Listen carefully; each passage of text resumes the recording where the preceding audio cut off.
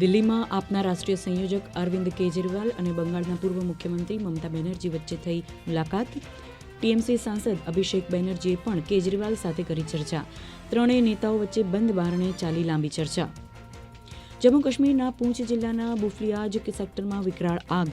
12 જેટલી દુકાનમાં લાગી આગ. ફાયર બ્રિગેડ સહિતની ટીમે તાત્કાલિક આગ પર મેળવ્યો કાબુ.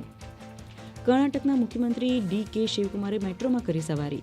રાજધાની બેંગલુરુમાં સૌદાથી સેન્ટ્રલ સિલ્ક બોર્ડ જંકશન સુધી મેટ્રોમાં કરી સવારી. મુસાફરો સાથે કરી મુલાકાત અને કરી વાતચીત. અધિક માસની કૃષ્ણ અષ્ટમીએ અયોધ્યામાં ભક્તોનો જમાવડો. પાવનનગરી અયોધ્યામાં પ્રભુ રામના દર્શન માટે મોટી સંખ્યામાં ઉમટી ભક્તોની ભીડ. રામ મંદિરમાં દર્શન કરી શ્રદ્ધાળુઓએ કરી ધન્યતાની અનુભૂતિ.